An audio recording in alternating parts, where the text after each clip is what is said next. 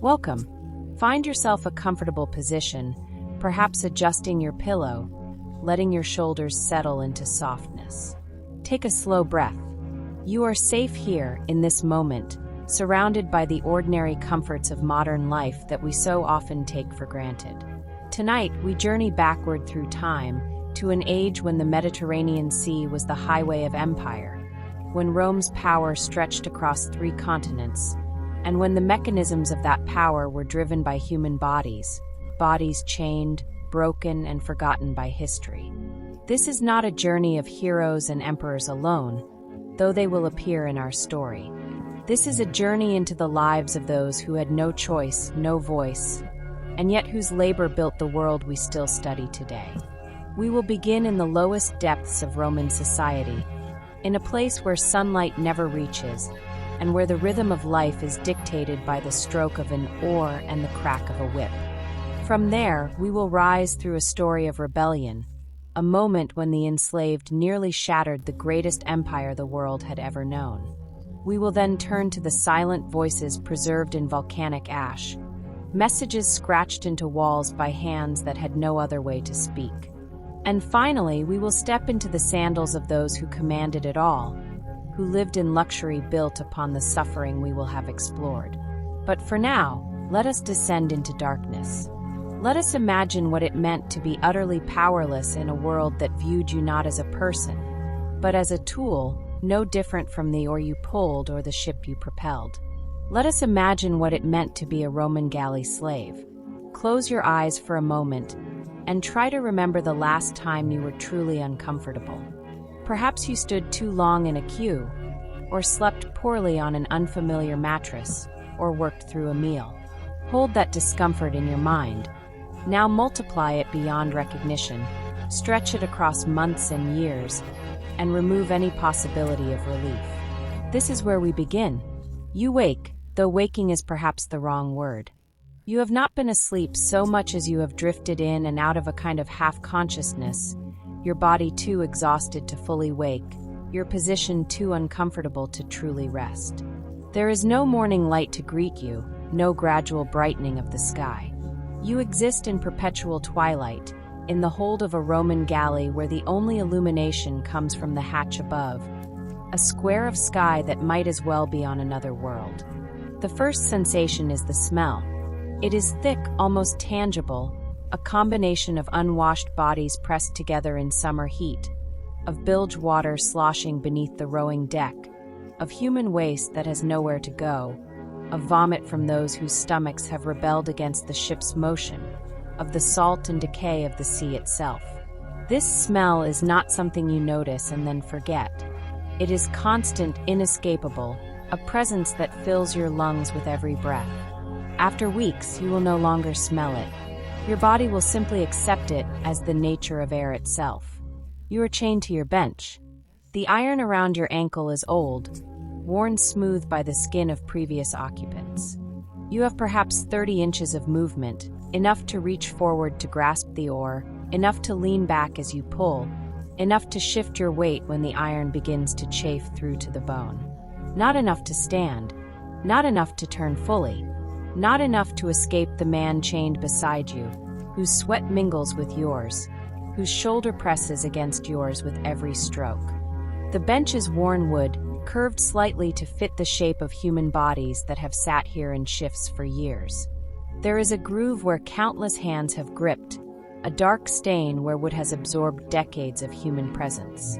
You share this bench with 2 other men, one on each side.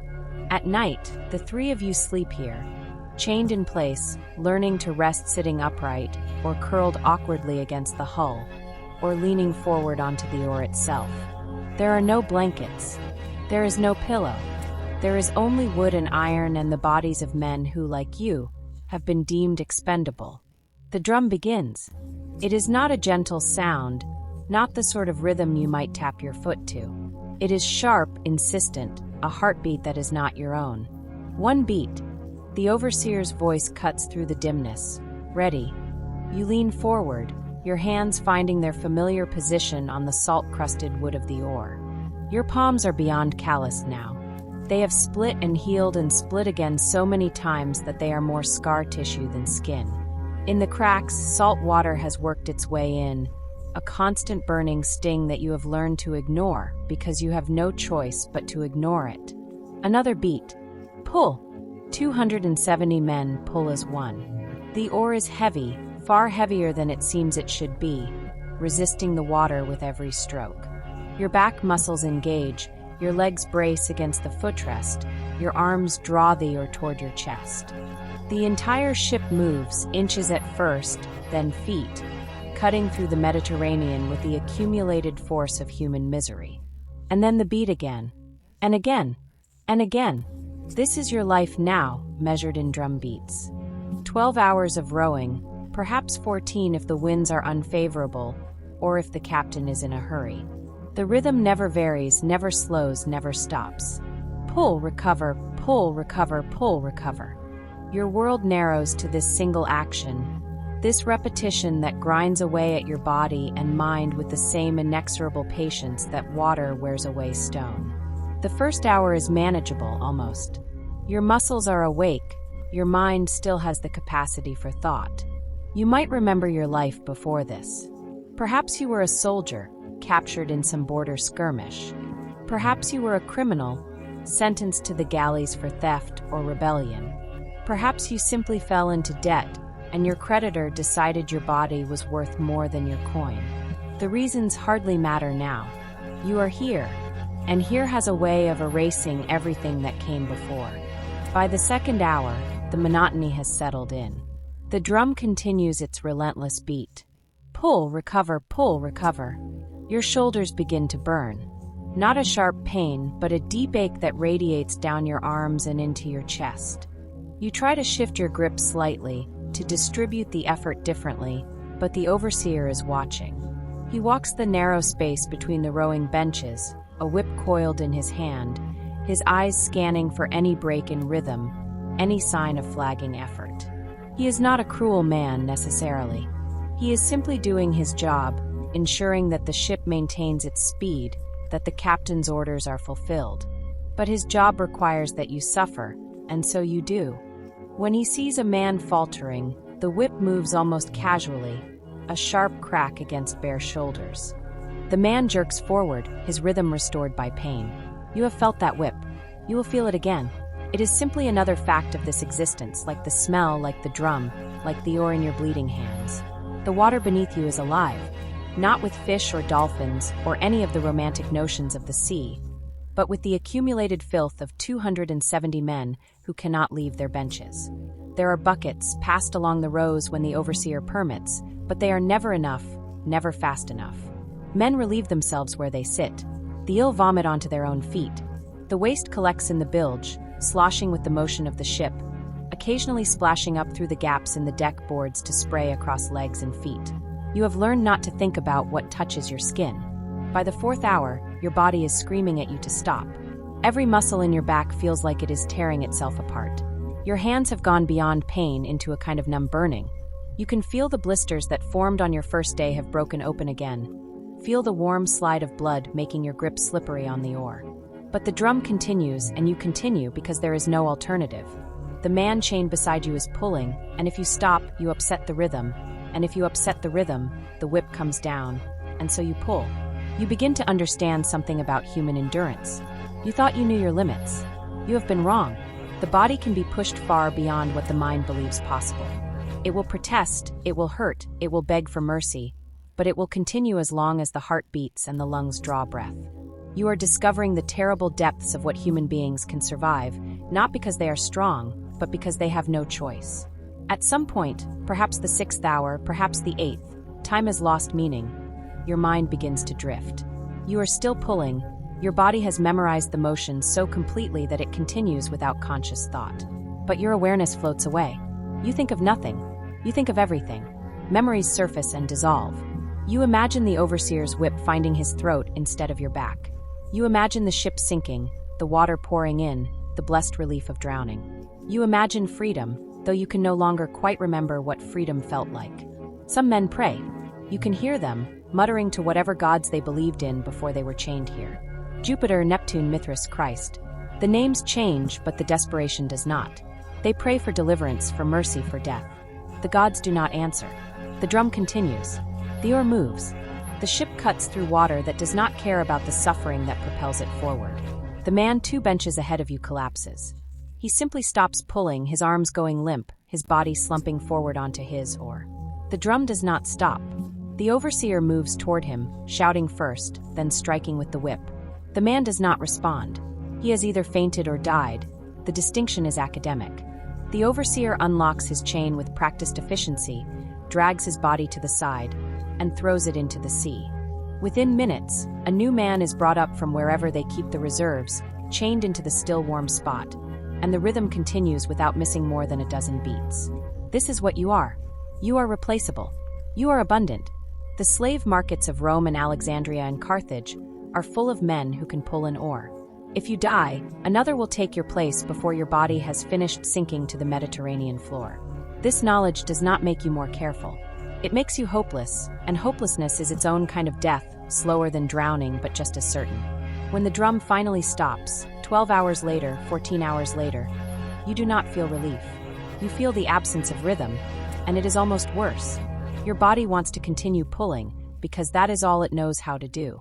Your hands are frozen in their curved position, locked around in, or that is no longer there. It takes several minutes before you can unbend your fingers, and when you do, the pain returns in a flood that makes you gasp. Food arrives. It is brought by slaves who are fractionally less unfortunate than you, men who have been assigned to the galley's kitchen rather than its oars.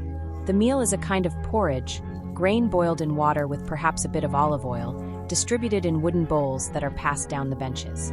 You eat with your damaged hands, lifting the bowl to your mouth because there are no spoons, no utensils.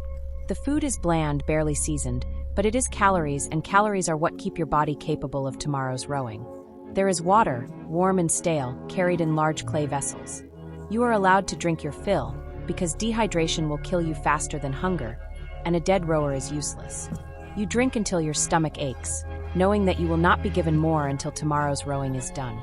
And then there is sleep, or what passes for it. You are not unchained. The bench is your bed, the oar your pillow if you choose to slump forward onto it. Some men sleep sitting upright, their heads lolling back against the hull. Some curl onto their sides in the narrow space available. You find whatever position hurts least, though no position truly relieves the pain. Your muscles continue to spasm, to cramp, to remind you that they have been abused beyond their design. The ship rocks gently, anchored now in some harbor or cove. You can hear the sounds of the crew above deck, the free sailors who walk on 2 legs and eat real food and sleep in hammocks. Their laughter drifts down through the hatches, alien and distant. They are in the same world as you, breathing the same air, but they might as well be on Olympus for all the connection you have to their existence. Sleep comes eventually, not because you are comfortable, but because your body simply shuts down. It is not restful. Your dreams are of rowing, of the drum, of water rising around your ankles as the ship takes on damage, and you realize with crystal clarity that you will drown here in the darkness, chained to this bench, unable to swim, unable to save yourself, able only to wait as the water rises over your head. You wake because the drum has begun again. Dawn has arrived, though you have not seen it. The routine begins anew. Your hands are worse today than they were yesterday. Your back feels like someone has beaten it with clubs. Your ankle, where the chain has rubbed, is raw and weeping. None of this matters. The drum beats. You pull. The ship moves. This is your purpose. This is your value. You are a tool that breathes, that eats just enough to continue functioning, that suffers in ways that no one will remember because no one is recording the names or the stories of men like you. Perhaps you will survive this voyage.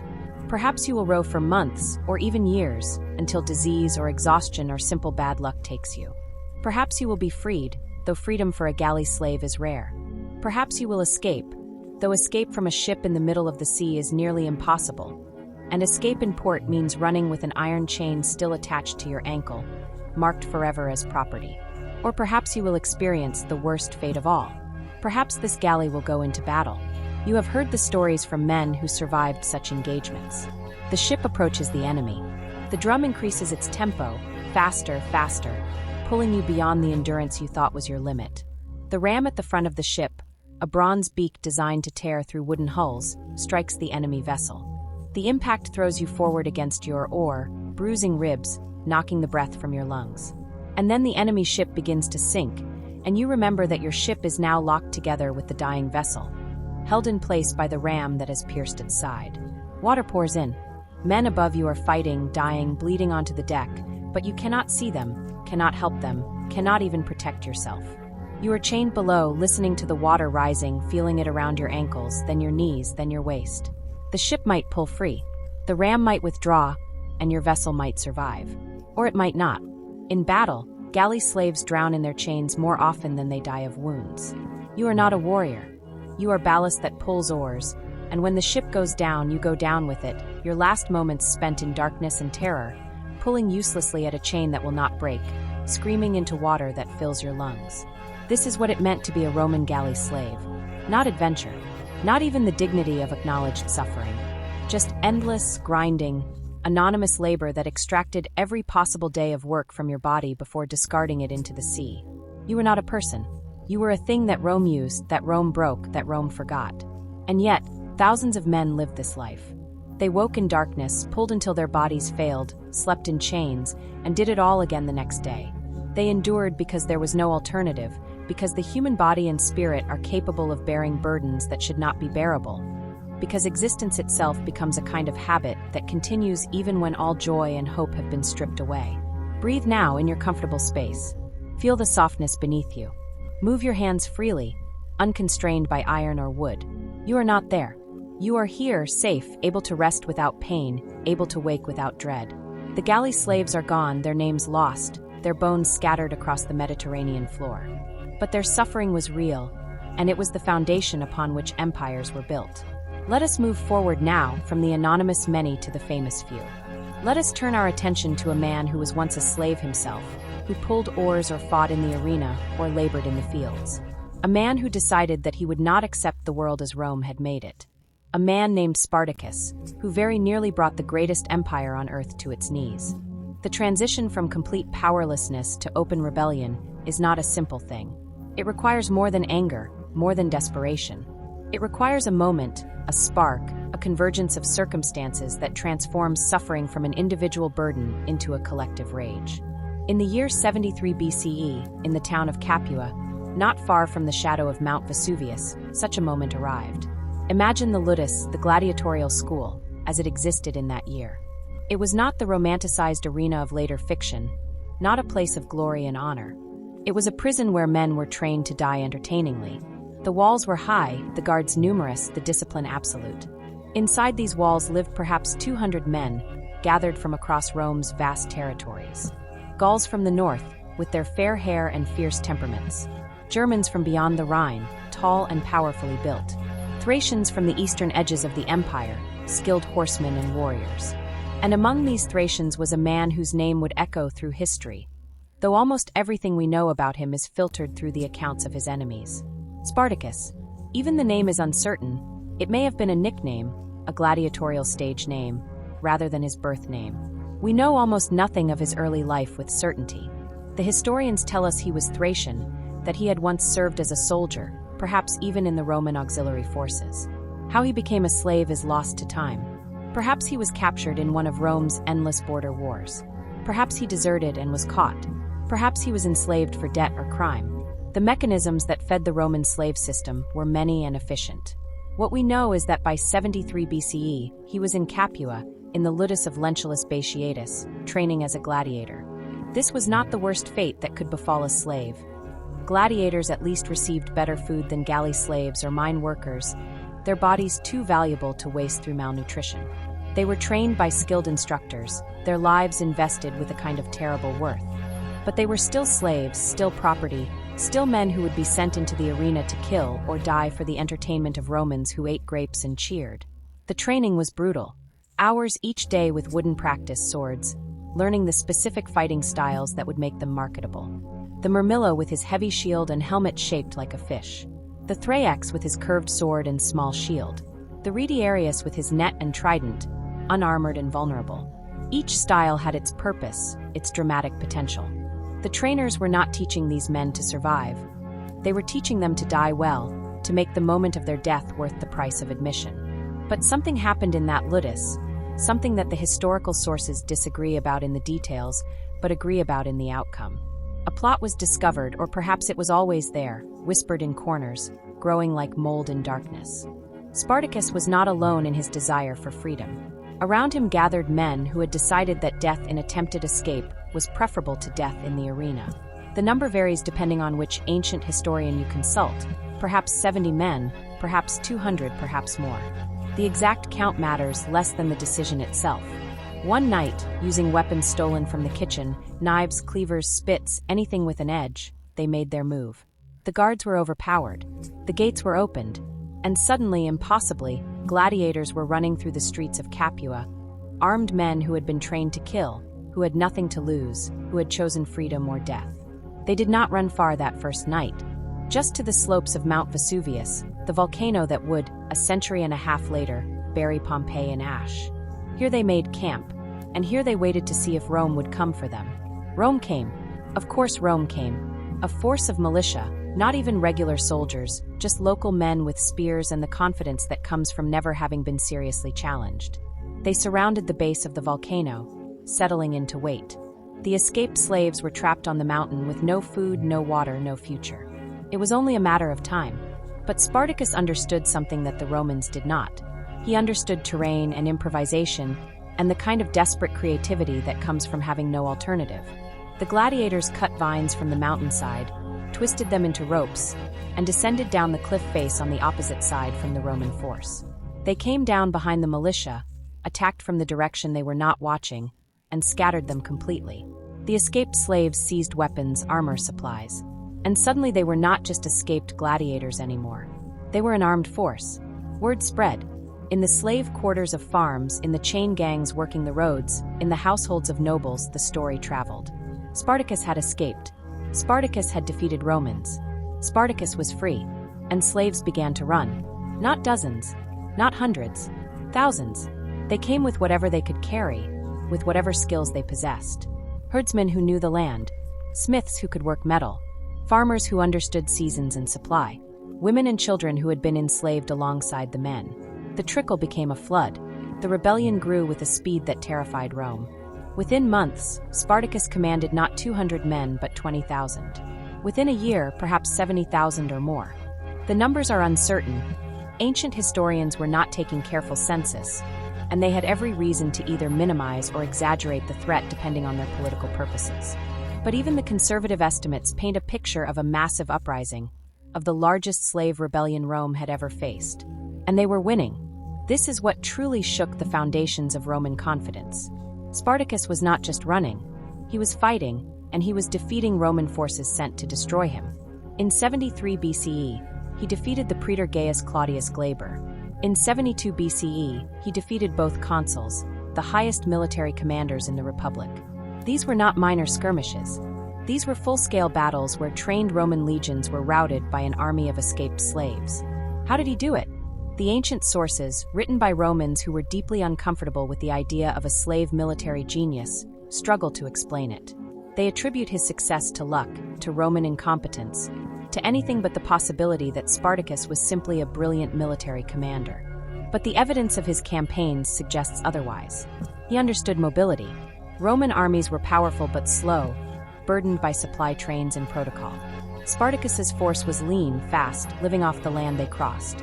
He understood terrain, choosing battlegrounds that negated Roman advantages in heavy infantry. He understood psychology, hitting Roman forces where they felt most confident, shattering the myth of invincibility that Rome had built around its legions.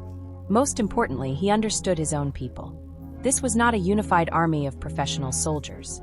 It was a collection of slaves from dozens of different cultures, speaking different languages, with different fighting traditions. Gauls fought differently than Thracians. Germans had their own tactics. Shepherds were not gladiators. Spartacus had to forge this diverse mass into something cohesive, something that could stand against Roman discipline. He did this partly through success. Nothing unifies like victory, but also through a kind of egalitarianism that must have been radical for its time. The spoils of victory were divided equally. Decisions were made in council, not by autocratic command. Women were not treated as plunder, but as members of the community. This was not Rome's hierarchy replicated in miniature. This was something different, a vision of how a society might organize itself without the pyramid of power that Rome took for granted. For 2 years, Spartacus ranged across Italy. He defeated army after army. He sacked cities, freed more slaves, swelled his ranks. The rebellion moved like a storm, unpredictable and devastating. Rome was not just embarrassed. Rome was frightened. If slaves could defeat legions, what did that say about the foundation of Roman society? If the empire required the labor of millions of enslaved people to function, and those people could simply choose to stop, to fight back, to win, then everything was at risk. The Senate argued about what to do. Some wanted to negotiate, to offer the slaves their freedom if they would just stop. Others wanted total war, complete destruction of every man, woman, and child who had joined the rebellion. In the end, Rome did what Rome always did when truly threatened. It turned to its wealthiest, most ambitious men and gave them unlimited resources to solve the problem. Marcus Licinius Crassus was one of the richest men in Rome, having made his fortune through real estate speculation and, ironically, through purchasing slaves cheaply and selling them at profit.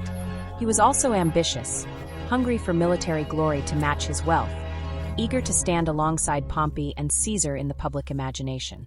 When he was given command of the war against Spartacus, he accepted with the understanding that failure was not an option. His own fortune and future depended on victory. Crassus understood that the previous Roman commanders had failed because they had treated this as a police action, a slave hunt, rather than a genuine war. He raised 8 new legions, trained them rigorously, and restored the ancient practice of decimation to enforce discipline. When one legion broke and ran from Spartacus's forces, Crassus divided the survivors into groups of 10 and had them draw lots. 1 man in 10 was beaten to death by his fellow soldiers.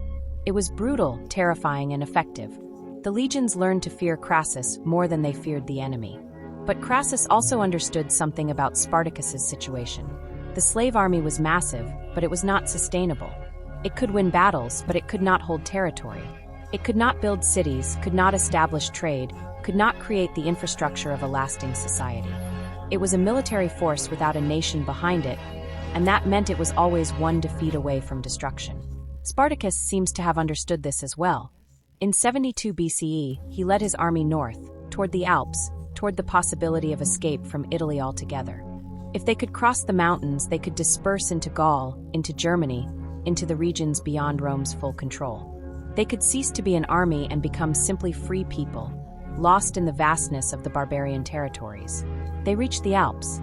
They stood at the edge of escape, and then, for reasons that historians have debated for 2,000 years, they turned back. Some sources suggest dissension in the ranks, that many of the rebels wanted to continue raiding Italy rather than dispersing into uncertain freedom.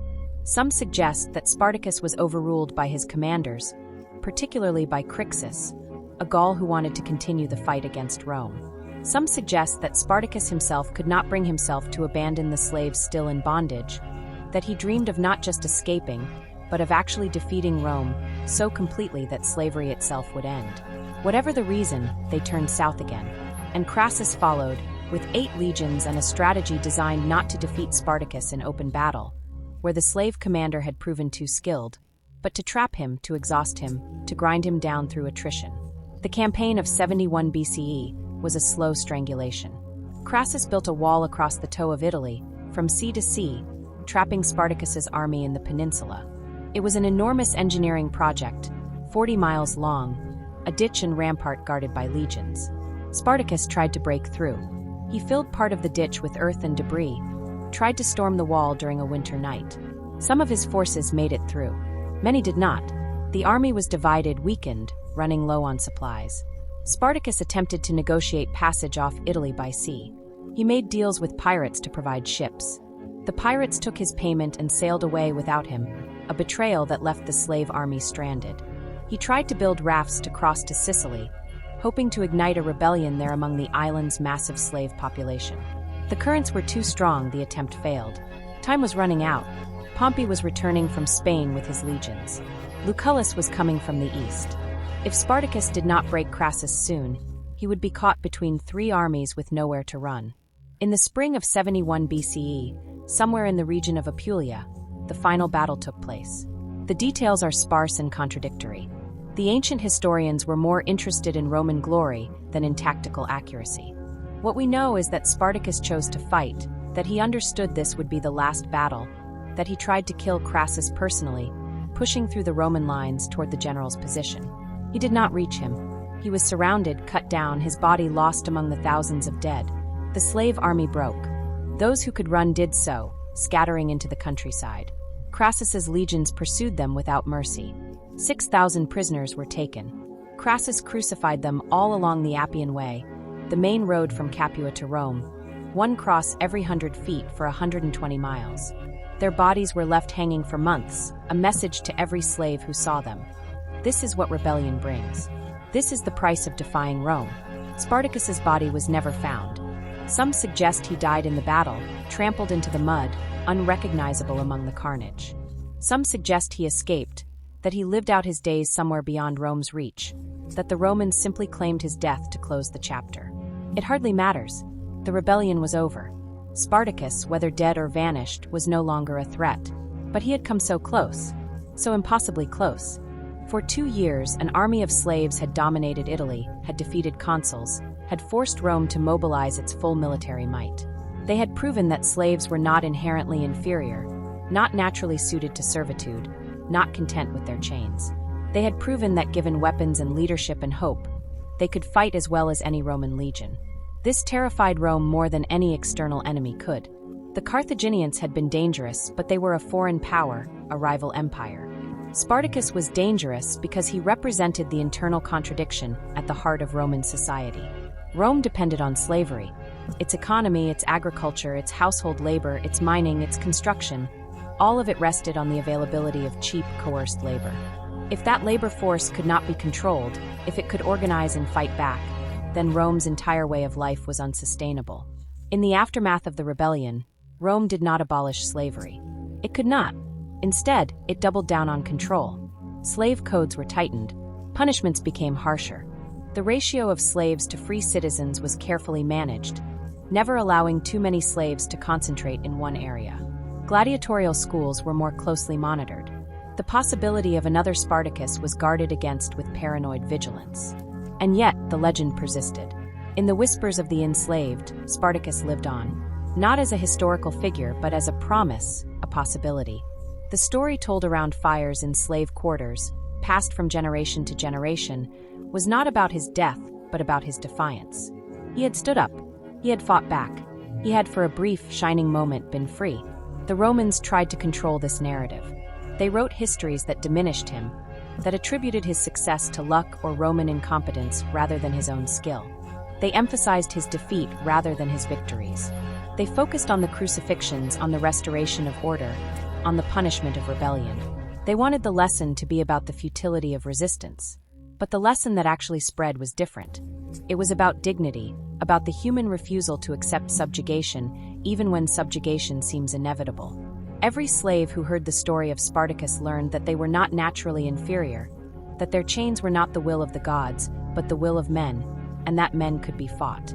2,000 years later, we still tell the story. Spartacus has become many things: a symbol of class struggle, of resistance to oppression, of the fight for human rights. Each age remakes him in its own image, projects onto him the values and struggles of the present. We will never know what he actually believed, what he wanted beyond freedom, whether he was driven by ideology or simply by the desire to not die in the arena. What we do know is that he existed, that he rebelled, that he won battles against the most powerful military force in the ancient world, that he led tens of thousands of people who had been told they were nothing and made them into something that shook an empire. And we know that Rome never forgot him. The senators who had to mobilize 8 legions, the citizens who saw the bodies on the Appian Way, the slave owners who watched their property with new suspicion. They never forgot that it was possible, that slaves could fight back, that the system that gave them comfort and wealth was built on human beings who, given the chance, would burn that system to the ground rather than remain in chains. Sleep now, gently letting the weight of that history settle into your mind. The galleys are empty. The crosses on the Appian Way have long since rotted to dust.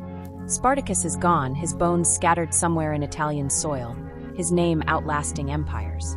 The rebellion failed, but the idea of rebellion survived, passed down through the centuries like a torch in darkness. Let us turn now from the famous to the anonymous, from the spectacular rebellion to the quiet resistance. Let us turn to the voices that were never meant to be heard, the messages scratched into walls by hands that had no other way to speak. Let us turn to Pompeii, where volcanic ash preserved not just buildings and bodies, but words, the graffiti of the forgotten, speaking to us across 2,000 years. On the 24th of August, in the year 79 CE, Mount Vesuvius erupted with a violence that transformed the landscape of the Bay of Naples. The explosion sent a column of ash and pumice 15 miles into the sky, a roiling tower of destruction that could be seen from Rome itself, over 100 miles away. For the people of Pompeii and the surrounding towns, there was no warning they could understand, no time to gather their most precious possessions, no chance to say proper goodbyes. The ash began to fall like snow, soft at first, then heavier, accumulating on roofs until they collapsed, filling streets, burying gardens. People ran, wrapping cloth around their faces, trying to reach the sea, trying to escape inland, trying simply to breathe. The pyroclastic surge came in the early hours of the following day, a superheated cloud of gas and rock fragments that moved faster than any human could run, that killed instantly through heat shock, that buried everything it touched. When the eruption finally ended, Pompeii was gone. Not destroyed in the way a city is destroyed by war or fire, where rubble remains and rebuilding begins. Gone, buried under 20 feet of volcanic material, sealed beneath a tomb of ash and pumice that would preserve it for 17 centuries. The survivors did not return. They could not even find where the city had been. The landscape itself had changed, the landmarks erased, the very topography rewritten by Vesuvius's rage. This was a catastrophe, but it was also inadvertently a gift to the future. Because when Pompeii was finally rediscovered in the 18th century, when archaeologists began the slow work of excavation, they found something unprecedented in the ancient world. A city frozen in time. Not just the grand public buildings, not just the temples and forums that dominate most archaeological sites, but everything. The houses of the wealthy and the apartments of the poor. The workshops and the brothels. The taverns and the bakeries. The kitchens still containing food. The bodies of people caught in their final moments. And on the walls everywhere, scratched and painted and carved into plaster and stone, were words. Thousands upon thousands of words. Advertisements and political slogans, declarations of love and petty insults, prices and dates and names. The graffiti of Pompeii is one of the great unexpected treasures of archaeology, a window into the daily life of ordinary Romans that exists nowhere else in such abundance. But among the love poems and the election notices and the crude jokes, there are other messages. Rarer, quieter, written by hands that had no legal right to write, by people whose voices were supposed to be silent. The graffiti of slaves. Identifying these messages is not straightforward. Slaves in Pompeii did not identify themselves as such in their graffiti. Why would they advertise their lowest status? Instead, archaeologists and historians must work like detectives, using clues of language, location, content, and context to determine who wrote what. A message scratched in the servants' quarters of a villa, a name that appears in multiple locations, always in subservient contexts. Grammatical structures that suggest a writer whose first language was not Latin. The absence of the full Roman naming convention, the trianomina of prenomen, nomen, and cognomen that marked free citizens. One message, found in a small room at the back of a house, reads simply, Vibius Restitutus slept here alone, longing for his Urbana. Vibius Restitutus appears elsewhere in Pompeii's records as a slave, bought and sold, moved from household to household. The graffito captures a moment of profound loneliness, a man lying in the dark, thinking of someone he has been separated from, perhaps by sale, perhaps by death. There is no drama here, no grand statement. Just quiet suffering, the ache of human connection denied. Another message scratched near the entrance to a bakery. I have fled. 2 words in Latin, Fugi. It could be a joke, the sort of thing a free person might write playfully. But the location, in the working area rather than the public space, and the simplicity of the message suggests something else. Someone running, someone afraid, someone leaving a message as they disappeared into the streets of Pompeii, hoping to vanish into the crowds or make it to the harbor before they were caught. Did they succeed? We will never know. The eruption came, and whether they had found freedom or been recaptured, they ended in the same place, buried beneath the ash, their story unfinished. Not all the slave graffiti is sad. Some of it is defiant, angry, pushing back against the world in the only way available. In the Villa of the Mysteries, in what appears to be a slave's sleeping area, someone wrote, "Let everyone one in love come and see. I want to break Venus's ribs with clubs and cripple the goddess's loins. If she can strike through my soft chest, why can't I smash her head with a club?" This is rage sublimated into poetry, fury at the goddess of love, because love, for a slave, was not a blessing but a curse. To love someone meant to be vulnerable to their sale, their death, their removal from your life by forces you could not control.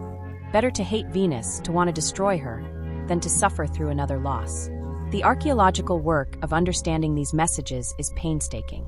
Pompeii's graffiti was first recorded in the 18th and 19th centuries, when excavators were more interested in recovering treasures than in documenting every scratched message on every wall. Much was lost, painted over, or destroyed as buildings were cleaned for display. But what was recorded has been compiled into the Corpus Inscriptionum Latinarum, a massive collection of Latin inscriptions from across the Roman world. Modern archaeologists approach this material with new questions and new technologies. Multispectral imaging can reveal text that has faded beyond visibility to the naked eye. Digital photography allows for detailed comparison of handwriting, tracking individual writers across multiple locations. Chemical analysis of pigments can determine what materials were used, sometimes indicating the writer's access to resources or lack thereof. The picture that emerges from this painstaking work is of a slave population far more complex than the historical sources typically acknowledge. The literary texts written by Roman elites tend to portray slaves in simple terms: loyal or rebellious, hardworking or lazy, content or dangerous. But the graffiti reveals interior lives, emotional landscapes, individual personalities. Some slaves were literate, educated, serving as secretaries or accountants or tutors. Their graffiti is grammatically correct, often witty, engaging with the literary culture of Rome. These were the privileged slaves, relatively speaking, whose value lay in their intellectual skills rather than their physical labor. But literacy also meant awareness, the ability to read the poetry that celebrated freedom, to understand the legal documents that defined their bondage, to see, written in words, the gap between what they were and what they might have been born into in a different world. Other graffiti is barely literate, scratched in crude letters by hands and used to writing, sometimes in mangled Latin that suggests a native speaker of Greek or Oscan or some other language. The content of slave graffiti spans the full range of human expression. There are prayers to the gods appealing for protection, for mercy, for freedom. There are love messages, some tender, some explicitly sexual. There are insults directed at other slaves, at overseers, occasionally even at masters. Though these are carefully disguised, the names abbreviated or encoded, because even a wall could betray you. One category of graffiti is particularly poignant: the lists of names. In several locations around Pompeii, scratched into walls in what appear to be slave quarters, archaeologists have found lists of names with no other context. Just names, sometimes dozens of them, carefully recorded and preserved. What are these lists? We can only speculate. Perhaps they are memorials, records of fellow slaves who died or were sold away. Perhaps they are rosters, practical documents tracking who lived in which room or worked in which shop. Perhaps they are something more hopeful, lists of people to remember, to find again someday if freedom ever came. Each name represents a person who lived, who mattered enough to someone that their name was worth preserving, even in such humble form. The excavation of slave quarters has revealed more than just graffiti. The architecture itself tells stories. In the grand villas of the wealthy, the slave spaces are immediately identifiable. Small rooms, often without windows, tucked away in the back or underground, separate from the public areas where the free family lived and entertained. The size of these quarters reveals how many slaves a household kept. In the Villa of the Mysteries, the slave dormitories could house perhaps 30 people. In smaller houses, maybe 5 or 6. In the apartments of the urban poor, slaves and free family might share space, the economic reality blurring the physical separation that ideology demanded. The objects found in these spaces are heartbreaking in their simplicity. A small clay lamp, the cheapest kind available. A cup, a bowl, a spoon, personal possessions that would have been all a slave owned. Sometimes, hidden in corners or buried under floor tiles, small hoards of coins, painfully accumulated from tips or small jobs done on the side, the beginning of a sum that might, after years or decades, purchase freedom. Sometimes, more rarely, objects of sentiment, a small carved figure, a charm, a piece of jewelry too poor to be worth stealing. These are the hardest artifacts to contemplate because they reveal the same human impulses that drive anyone: the desire to own something beautiful, to have a talisman, to create or possess art. A slave who owned nothing but a small clay figure of Venus was still expressing hope, still reaching towards something beyond survival. The punishment cells are harder to identify, but impossible to ignore once recognized. Small rooms, sometimes barely large enough to lie down in, with heavy doors and no windows, built into the basements of larger houses. Some have iron rings set into the walls for chains. Some have scratched marks on the walls, counting days, or simply random lines carved by hands with nothing else to do. Time measured in scratches rather than sunlight. One such cell, in the Villa Regina in Boscorial just outside Pompeii, contained the skeleton of a man still shackled, who died when the eruption came because there was no one to unlock his chains. He had been left there, alone in the dark, and when the ashen gas came, he died alone in the dark. His name is unknown, his crime is unknown, but his body, still in place, is testimony to a fact that the graffiti and the historical sources sometimes allow us to forget. Slavery was violence, constant and systemic, even when it was not spectacular. The evidence of resistance is everywhere once you know how to look for it. Not just in dramatic graffiti like Fuji, but in the archaeological record of daily life. Tools that have been deliberately broken, perhaps in sabotage, perhaps simply in the quiet resistance of working poorly. Valuable objects that have been hidden or smuggled away, small acts of theft that were also acts of redistributing wealth. Burns in unexpected places, suggesting fires set to destroy masters' property. One of the most intriguing archaeological discoveries came from the House of the Menander, one of the largest and wealthiest homes in Pompeii.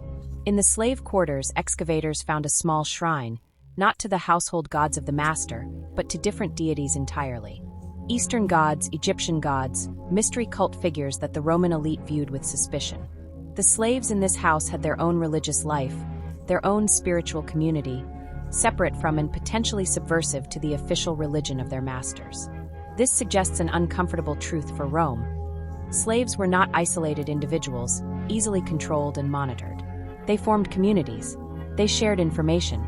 They maintained cultural and religious practices from their homelands or adopted new ones that gave them identity beyond their status as property.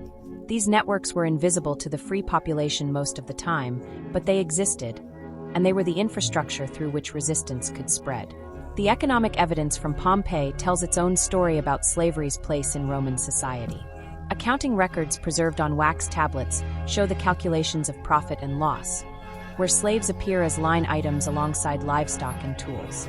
The price of a slave varied based on age, health, skills, and appearance. An educated slave might be worth 10 times what an unskilled laborer cost. A beautiful young person might be worth even more, their body commodified in ways that the record-keeping makes brutally explicit. But the economics also reveal cracks in the system. Manumission, the freeing of slaves, was common enough in the Roman world that perhaps a third of slaves might expect to be freed at some point in their lives, either through purchase of their own freedom, as a reward for long service, or through their master's will. This created a strange social dynamic where slaves and freed people and free citizens all existed in complex hierarchies of status and obligation. The graffiti reflects this. Some messages are written by freed slaves, using their new names proudly, advertising their shops or services, participating in the public discourse of the city. But they remain marked by their past. Their full names include their former master's name as their middle name, a permanent reminder of where they came from. And they often maintained relationships with their former masters, now reframed as patron and client, but still fundamentally unequal. The debate among historians about the scale of Roman slavery continues. How many slaves were there in the Roman Empire? The ancient sources don't provide clear census data, especially not for populations that had no political voice. Estimates range from 20% of the population to perhaps 35% in Italy, though regional variation was enormous. Pompeii itself probably had a population of about 12,000 people, of whom perhaps 3,000 to 4,000 were enslaved. But numbers, while important for understanding the economic system, can obscure the individual realities. Each of those thousands of people had a story, had losses and hopes and fears, had people they loved and people they hated. The graffiti gives us glimpses of perhaps 100 of those stories. The archaeological record suggests a few hundred more, and the rest remain nameless, silent, present only as negative space in the historical record. The invisible labor that made visible prosperity possible. Modern technology continues to reveal new voices from the walls of Pompeii. Ground-penetrating radar has identified previously unknown underground chambers. Chemical analysis of residues on walls can reveal what activities took place in which rooms. DNA analysis of bones found in the ruins can tell us about population origins, family relationships, diet, disease. Each new technique opens new questions, reveals new details, makes the picture more complex and more human. One of the most significant recent projects has been the systematic digital recording of all graffiti in Pompeii, including areas previously not catalogued. This has revealed messages in places that were too damaged or too humble to have attracted early excavators' attention. Slave quarters that were never fully explored are now being documented, and their walls are speaking. A message found recently in such a location reads, "We were here," not "I was here," the standard graffito of an individual marking their presence, but we, a collective statement, a group asserting their existence together. Who were they? What bound them together beyond their shared enslavement? We cannot know, but the choice to write "we" instead of "I" suggests community, solidarity, a shared identity that they chose to preserve in the only permanent form available to them. The volcanic ash that killed Pompeii also froze it, creating an accidental time capsule more complete than any deliberately preserved record. But preservation is not the same as accessibility. The graffiti was written in Latin or Greek, languages that most of the world no longer speaks. The cultural context is alien, the references obscure. The handwriting is often nearly illegible, scratched quickly by flickering lamplight or in secret moments stolen from work. Each translation is an interpretation. Each reading involves choices about what the writer meant, who they were, what they were trying to say. The scholars who work on this material bring their own perspectives, their own blind spots, their own assumptions about slavery and resistance and human nature. The voices from the walls are filtered through these modern lenses, and we can never be certain we are hearing them clearly. But we are hearing something. Across 2,000 years, through layers of volcanic ash and academic interpretation, and the fundamental gulf between their world and ours, these messages persist. Hui!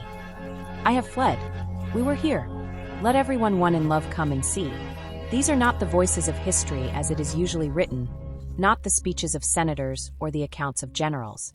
These are the voices of people who were not supposed to have voices, who were not supposed to matter, whose lives and deaths were meant to be footnotes to the real story of Rome's glory. And yet here they are, scratched into plaster, outlasting the empire that enslaved them, speaking to anyone who cares to listen. They tell us that slavery was not accepted, not natural, not somehow less terrible than we imagine because it was common. They tell us that every enslaved person was a full human being, with the same capacity for love and rage and creativity and hope as anyone born free. They tell us that resistance was constant, even when it was small, even when it was just a few words carved into a wall in the dark. Rest now in the comfort of your freedom, in the knowledge that the walls around you do not imprison you, that the marks you make on the world are your own choice. The slaves of Pompeii are long gone, their bodies turned to ash or bones, their lives reduced to fragments of text on ancient walls. But they spoke and we heard them, and in that hearing, they are not quite lost. Let us move now from the depths to the heights, from the slave quarters to the villas, from those who served to those who were served. Let us see how the other side lived, how comfort and luxury were built on the foundation we have been exploring. Let us spend a day in the life of a Roman senator, walking through hours where every need is met, every whim indulged, every moment shaped by the invisible labor of those we have come to know. The morning arrives gently in the villa. You do not wake to an alarm, to the harsh necessity of labor, to the crack of a whip or the beat of a drum. You wake because your body has had enough sleep, because the light filtering through the high windows of your cubiculum has reached the angle that suggests mid-morning, because somewhere in the house you can hear the soft sounds of a household already at work on your behalf. You do not rise immediately. There is no urgency. Your first conscious thought is not of what you must do, but of what you might choose to do. The difference between these two states, compulsion and choice, is the fundamental distinction between your life and the lives of the thousands who make your life possible. A slave enters, not boldly, not announcing himself, but with the practiced near invisibility that marks good service. He has been waiting outside your door since before dawn, listening for the sounds of your waking. His name is Marcus, though you rarely use it. He is perhaps 30 years old, Greek by origin, purchased by your father 20 years ago specifically for his education and his pleasant demeanor. He has attended you every morning of your adult life. He knows your preferences better than you know them yourself. "Good morning, Domini," he says softly. "Master." The word is automatic, reflexive, no more considered than breathing. He carries a bronze basin of warm water, heated in the kitchen and carried up 2 flights of stairs while still steaming. Behind him, 2 other slaves follow, one with towels, another with your clothes for the day, already selected, already prepared. You swing your legs out of bed. The floor is not cold. There is underfloor heating, a hypocaust system that channels hot air from a furnace tended by slaves who have been awake since before dawn, feeding wood to the fire, ensuring that your feet never touch cold marble. This is such a basic expectation of comfort that you do not think about it, any more than you think about the air you breathe. Marcus kneels, he always kneels, positioning himself below your eye level, and begins to wash your feet. The water is the perfect temperature. The cloth is soft Egyptian linen. He works with gentle efficiency, cleaning away the dust of sleep, drying carefully between each toe. This is intimate labor, the handling of your body, but there is no intimacy in it. He is furniture that moves, a tool that thinks, present but not present in any way that would require you to acknowledge him as a person with his own interior life. Another slave is preparing your shaving implements. Your beard must be attended to daily. Fashion demands it, and you are nothing if not fashionable. The razor is bronze, honed to dangerous sharpness. The slave who wields it is named Philippus, older than Marcus, his hands steady despite his age. He has been shaving you for 15 years. In all that time, he has never once cut you, never once given you reason to even notice the blade against your skin. This is skill acquired through decades of practice, but it is skill you have never thanked him for, because one does not thank a razor for being sharp. The scraping of bronze against your jaw is rhythmic, soothing. Philippus works in silence, his breathing carefully controlled, so that you do not even hear it. When he finishes, another slave applies oils, scented with roses and myrrh, imported from Egypt at considerable expense, but expense is not something you concern yourself with. The oils are simply there, always there, along with everything else you might desire. The dressing process is elaborate. You do not dress yourself. The idea is absurd, almost incomprehensible. A toga is not a simple garment. It is 12 feet of heavy wool cloth that must be draped precisely according to your rank and the occasion. It takes 3 slaves to dress you properly. One to hold the fabric, one to arrange the folds, one to pin and adjust. They work around you like attendants to a statue, positioning your arms, adjusting your posture, ensuring that every fold falls correctly, that the purple stripe of your senatorial rank is visible but not ostentatious. You stand still during this process, your mind already moving ahead to the day's business. There is a meeting of the Senate scheduled for the afternoon. You need to speak with Gaius Claudius about the upcoming vote on provincial taxation. Your wife has requested funds for a new garden feature, some elaborate fountain from Greece that she saw at a neighbor's house. Your son needs tutoring in rhetoric. His current tutor is not producing results quickly enough. These thoughts flow through your mind while hands you barely register as human arrange cloth on your body. When you are finally dressed, you examine yourself in a bronze mirror held by another slave. The reflection is slightly distorted. Bronze does not give the clarity of modern glass, but sufficient to confirm that you look as a senator should look: dignified, prosperous, commanding. The slave holding the mirror maintains the perfect angle, his arms steady, his face expressionless. He is a mirror stand. That he has arms that tire, a back that aches, does not enter into your consideration. You proceed to the atrium for your morning meal. The villa is magnificent, though you have lived here so long that you no longer really see its magnificence. The atrium is open to the sky, with a central pool that collects rainwater. The walls are painted with elaborate frescoes, scenes from mythology, landscapes, architectural trompe l'oeil. The floor is mosaic, thousands of tiny tiles arranged into geometric patterns and images of gods and heroes. This beauty required months of labor from skilled craftsmen, many of them slaves, but it was completed before you were born, and you simply accept it as the backdrop of your existence. Breakfast is waiting: bread, cheese, olives, honey, fruit. The bread is fresh, baked this morning in the villa's kitchen. The fruit has been carefully washed and arranged on silver platters. The wine has been watered to the proper ratio for morning consumption. None of this happened by magic. Slaves were awake at dawn to light the ovens, to knead the dough, to check the fruit for any imperfections, to polish the silver, to mix the wine. The entire production required perhaps a dozen people working for 3 hours. You consume it in 20 minutes, barely tasting it, your mind on other matters. While you eat, your clients begin to arrive. This is the morning salutatio, the ritual where men of lower status come to greet you, to seek your favor, to remind you of their loyalty. They gather in the atrium, announced by your nomenclator, a slave whose specific job is to remember names and faces, to whisper identifications to you so that you never suffer the embarrassment of not recognizing someone. Marcus Tullius Rufus, Domini, a freedman, seeks your recommendation for a contract with the grain merchants. You nod graciously. Marcus Tullius, a pleasure. Come see me this afternoon. I may be able to arrange something. The man's face lights up with gratitude that is only partly performative. Your recommendation means money, means opportunity, means the difference between a successful year and a failed one. He owes you now more deeply than before. This is how power works in Rome. Not through force alone, but through webs of obligation that bind people to you more surely than chains. Gaius Petronius, Domini, a minor equestrian. His son wishes to serve on your staff. Gaius, yes, send the boy to see me. We'll find something suitable. The line continues. 20 men, 30, each receiving a few moments of your attention, each leaving with a small gift of food or money. The sportula that is expected, that maintains the relationship, that ensures they will return tomorrow, and the next day and the day after. This is exhausting in its way, the constant performance of magnanimity, but it is also essential. These clients are your political base, your source of information, your army of supporters when elections or rivalries demand them. When the salutatio finally ends, you are ready to leave the house. Your litter is prepared, an enclosed seat carried on poles by 8 strong slaves. You recline on cushions inside, curtains drawn for privacy or pulled back if you wish to be seen and greeted as you pass. The slaves lift smoothly, their movements synchronized through long practice. You do not think about the weight they carry, about the miles they will walk today through Rome's crowded streets, about the strain on their shoulders and backs. The journey to the forum takes perhaps 30 minutes. You do not walk. Walking is for the poor, for those who cannot afford slaves to carry them. Through the litter's curtains you catch glimpses of the city.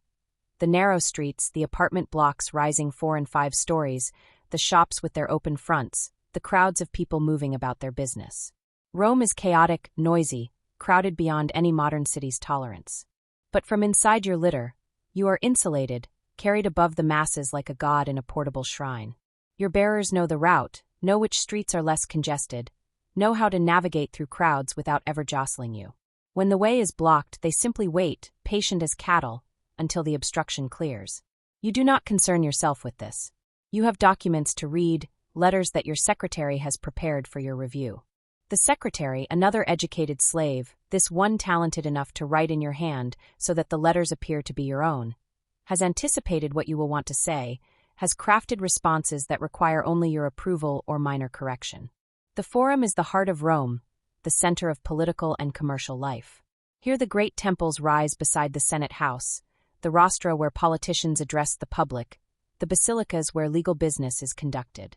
When your litter arrives, your slaves set it down with practiced care, position it so that you can step out directly onto clean pavement, not into any mud or refuse that might soil your toga.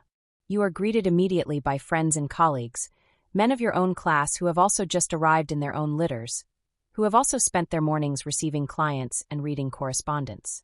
The conversation is easy, practiced, gossip about absent senators, speculation about upcoming votes, complaints about the emperor's latest eccentricity. No one discusses the slaves who carried you here, who stand 10 feet away waiting for your return, who will stand there for hours if necessary, unmoving, uncomplaining, because complaint would be pointless and movement without permission would be punishable. Your business today involves a property dispute.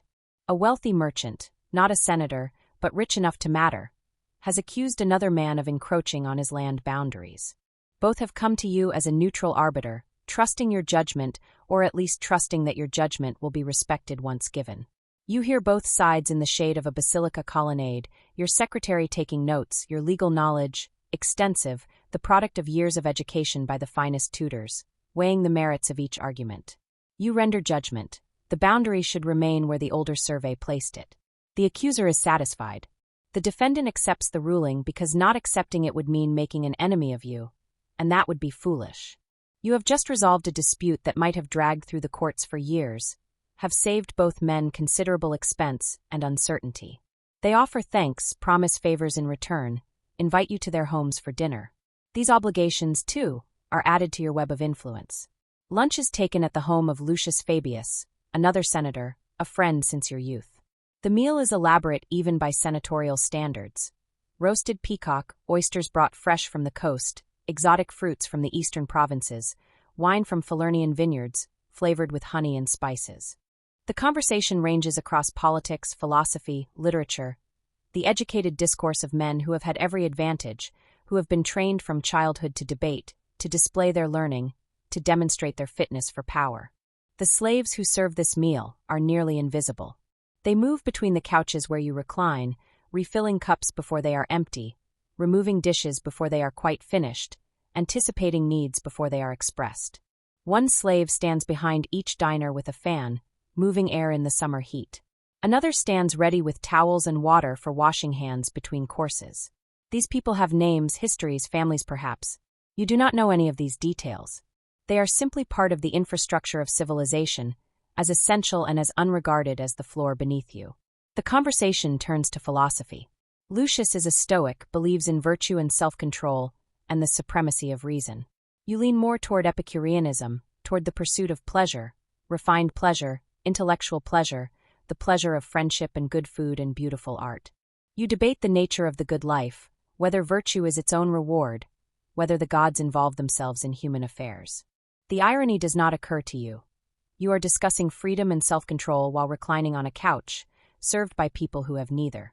You are debating the nature of justice in a society built on systematic injustice. The philosophical schools you reference all originated in Greece, created by men who owned slaves themselves, who built their systems of thought on foundations of unexamined exploitation. This is not hypocrisy exactly. It is simply the water you swim in, so omnipresent that it is invisible.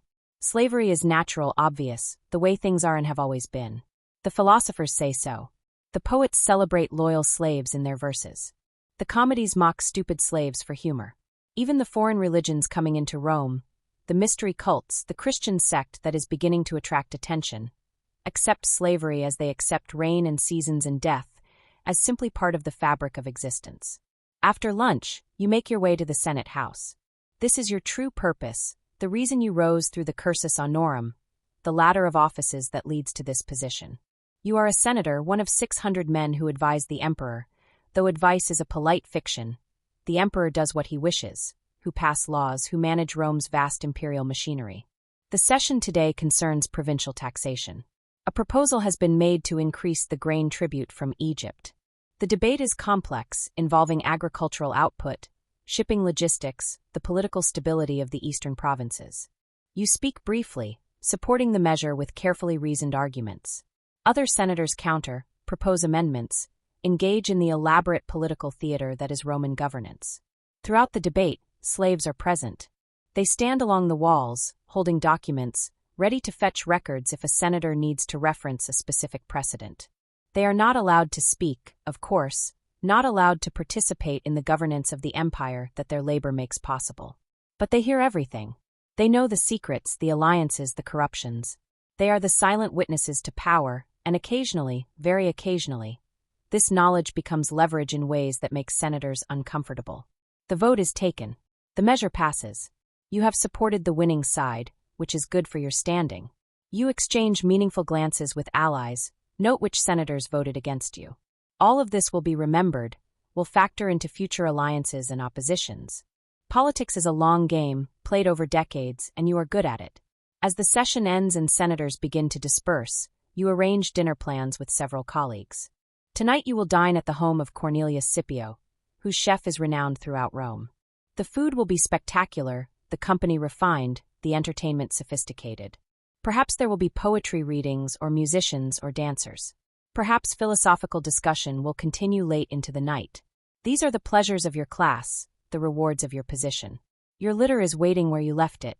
The 8 slaves have stood there for 5 hours, waiting for your emergence with no food, no water, no opportunity to rest. When you appear, they take their positions smoothly, lift the litter, and begin the journey home. You do not thank them. It does not occur to you to thank them. They are doing what they exist to do.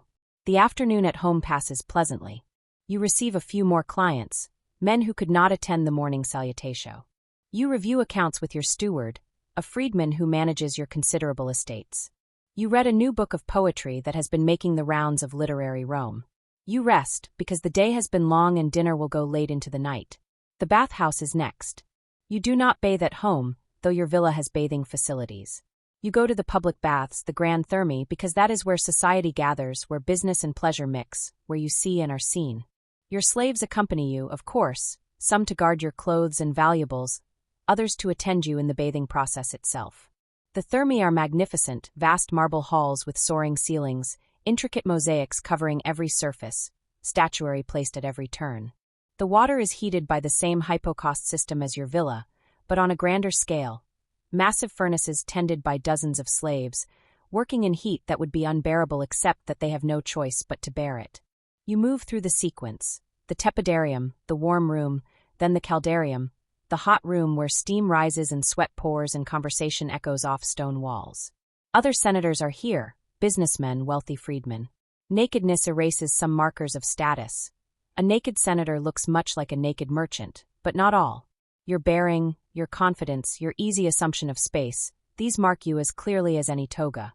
Slaves scrape your skin with strigils, removing oil and sweat and dirt.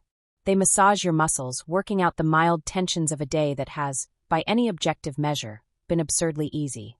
You soak in the hot pool, feeling the heat penetrate deep into your body, a pleasure so complete and so expected that you barely register it as pleasure at all.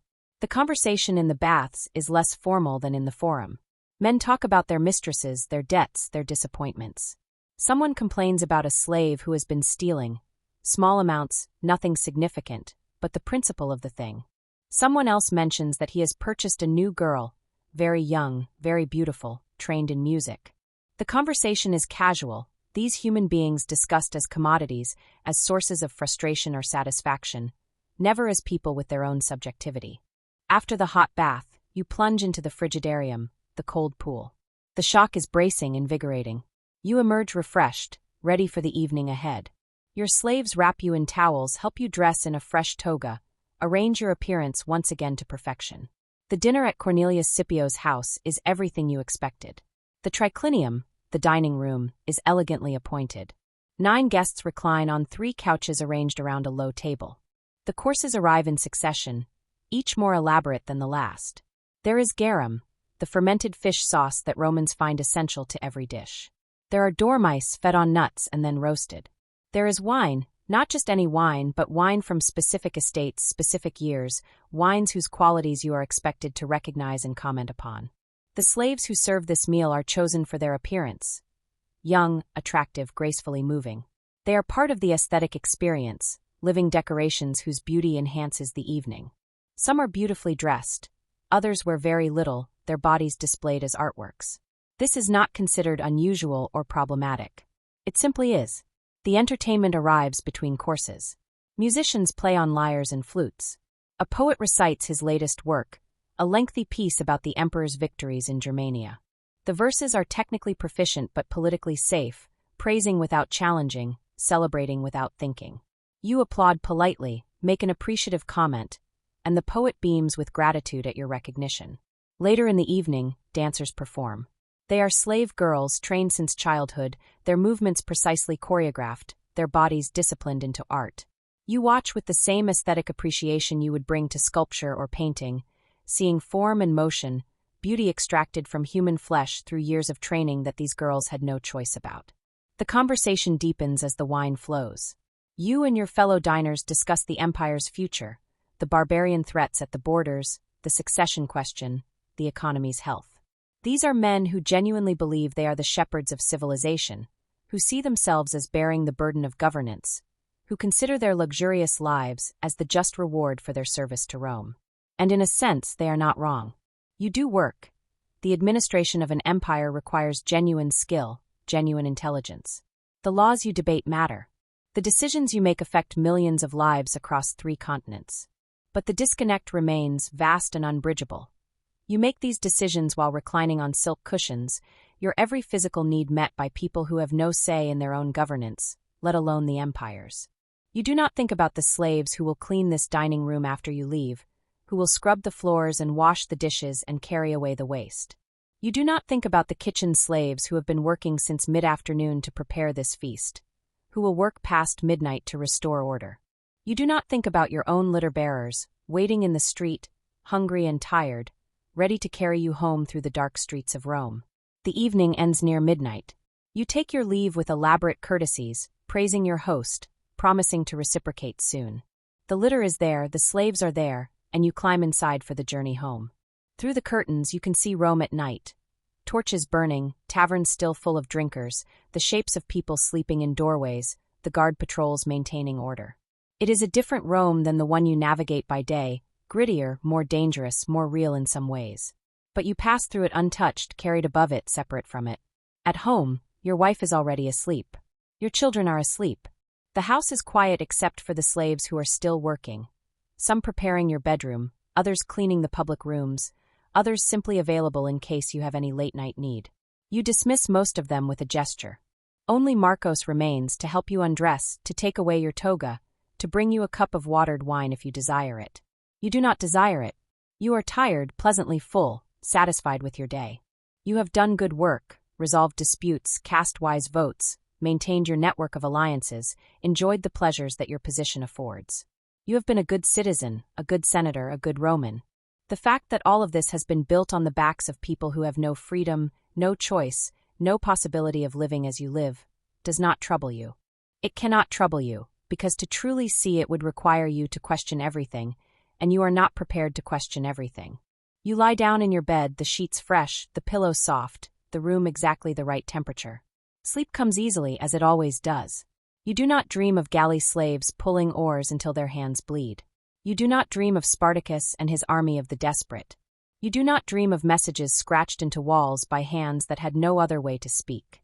You dream of tomorrow's business, of the villa you are planning to build in the countryside, of your son's education, of your next speech in the Senate.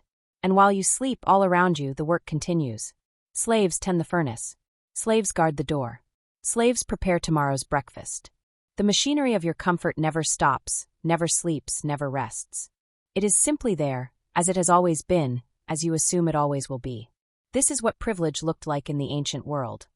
Not just wealth, but the complete and unexamined assumption that other human beings existed to serve you, that their labor and suffering were the natural price of your ease, that the vast distance between their lives and yours was ordained by the gods, justified by nature, confirmed by philosophy, and therefore not worth a moment's troubled thought. The night passes. Morning will come, and the cycle will begin again, as it has for generations, as it will for generations more, until the day when the empire that seemed eternal finally falls, and all the certainties that you hold so deeply are revealed to be nothing more than the self-serving delusions of people who had power and used it to convince themselves that their power was righteous.